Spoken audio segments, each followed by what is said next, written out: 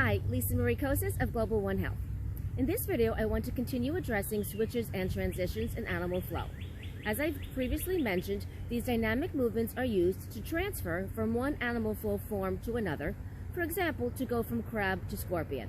They are also used to move from one exercise in the same form to another, for example, underswitches. So you can go from an underswitch tap to an underswitch, jumping underswitch, and that is another transition that can be done in the same form. So today I want to talk about two exercises, and one is a simple development of the first, and that is the front step and the front step through. Both of these switches and transitions start from the same loaded beast position that all three of the beast form specific stretches in the beast start in, and that is again that loaded beast, that folded position. So we have a whole series talking about the form-specific stretches, of which three come from this loaded beast position. So you can check those out if you'd like. So I'm in this position. Now, the classic version is that you do have the knees off the ground, just to make that clear if it's difficult to see here. So I'm in a child's pose type position, but as I've referenced before, it's not passive. I'm not just relaxing and hanging out in this position. For stretch, I'm using it to prepare for an movement to explode forward in direction. So I'm going to show you what it looks like and then break it down step by step for you. So I'm in this loaded beast position. My knees are slightly off the ground. There's energy in my hands and feet. I'm simply going to step forward with one leg. And this is what the front step through looks like. Okay, so now we'll break that movement down. Animal flow is always called out, if you're teaching it, by the moving limb as a reference point. So what I just did would be a left leg front step.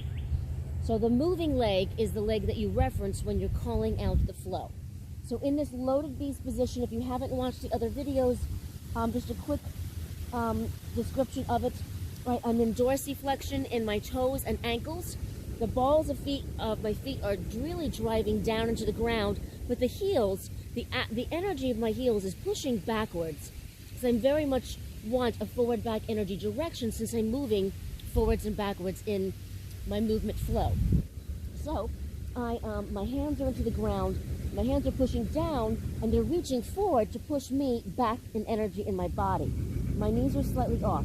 In slow motion, I'm going to transfer my weight forward as I'm stepping forward for the front step, as the name would sound, and I keep going forward, and then I'm going to lift up the same hand and same leg into a forward lunge type position. So I'm going to hold this end position so you can see.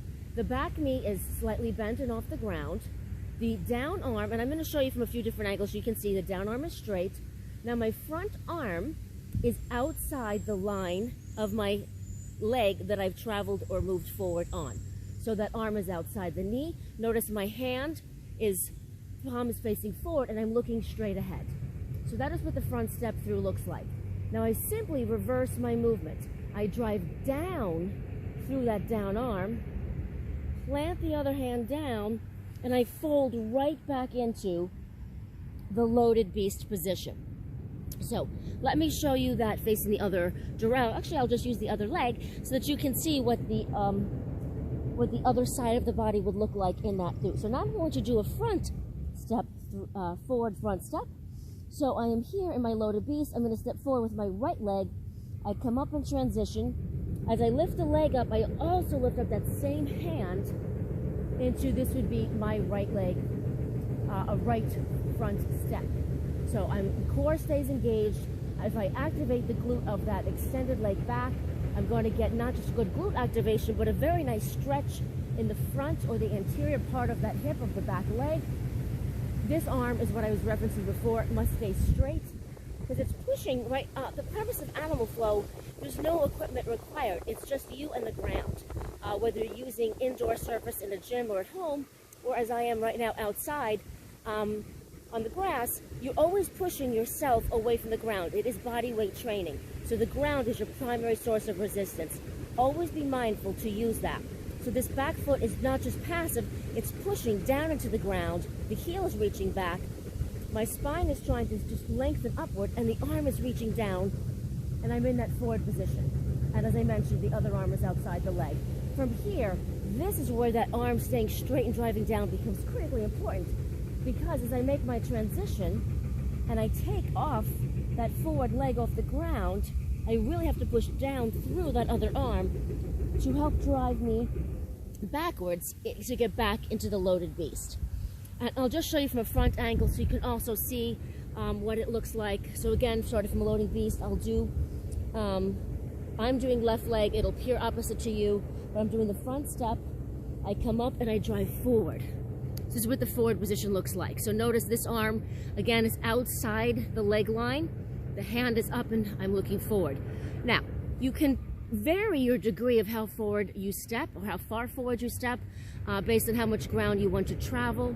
But I also want you to notice that this foot would be outside the line of where this hand would be. So if I were to keep both hands down, right, if you don't feel comfortable enough supporting yourself on one arm, as you make that transition, you can practice just that front step with both arms down. And if you were to do that, that foot has to move out laterally to the same arm, right? So I have the same arm and leg, but the foot is outside of that line. So that is a slight modified regression that you can do just to practice the transition of the weight to get from that loaded beast position to the front step.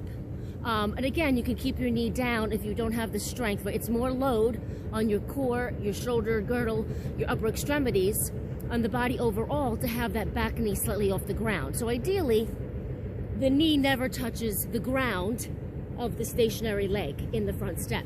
But again, the modified version, you can certainly keep it down and just practice the transference of weight. But I wanted you to see that that moving leg has to travel outside the line of where the down arm or the other hand would be. Now I'm just going to progress to the next pattern or variation of this rather than doing a separate video, because it's really just a small development from it. So from front step, you can develop it into what we call front step through. You start with everything the same in the front step. You're adding just a forward reaching movement of the opposite leg. So just to show you what that would look like, I'm in my loaded beast. I've just done my front step.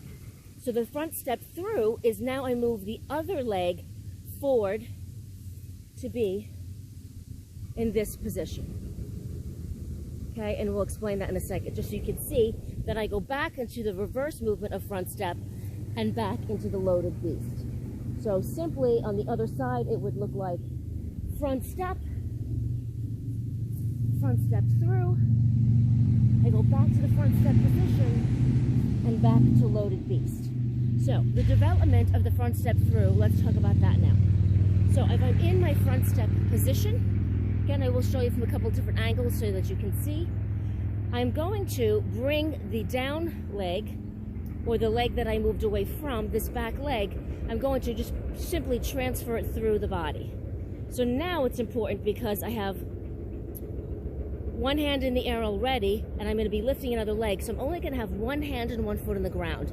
Very important that the down arm stays straight and pushing through the ground, and this foot also has to push through the ground so that I can, all my weight's on one hand and the opposite foot. I have to be able to get this leg up. I pass through that window of space between, and I get into this position. Now, the front step through ends. Notice my hand is not facing forward now. Now my palm is facing me, my midline. This extended leg has to reach straight out through. The foot is pointed and externally rotated. So see, that would be neutral, right? My knee facing up. I externally rotate the leg so the kneecap is facing outward. Then I go back through that window, back to the front step, and then I would fold back into the loaded beast. So just so you can see from the other angle. Now I'll go through forward on the other leg. So here's my front step. Now so you can see the transition a little bit differently, a little bit better. Down arm, very important, and the opposite foot. I have to push more through the ground with those two limbs. I lift up the back leg. I pass it through underneath the down leg into this position. Driving down to the arm, this leg is extended straight, foot pointed, toes reaching, externally rotated. I go back to the front step. Remember to change that hand position, and then we go back to loaded beast. So again, just so you can see that transition from the front, because that's the one that's very important for you to see as well, that angle of how to pass through that quote window in that transition from front step to front step through. I'm in my front step. Now, I'm going to lift up that back leg. I really drive down through the foot and the hand, and see that's the window. I'm passing through the down foot and down arm. My foot's already pointed, because if it's dorsiflexed, you might hit your toes on the ground. So as soon as I take my foot up, I'm trying to point it so I can make that nice, easy transition through. And I just simply extend the leg straight out in front. And so this is what it would look like from the front view. Okay, leg extended, foot pointed, turned out. And notice my palm is facing my midline. I go back to that front step position and then fold back into the loaded beast. So that is another example of a switch and transition in the animal flow practice, and that is the front step and front step through.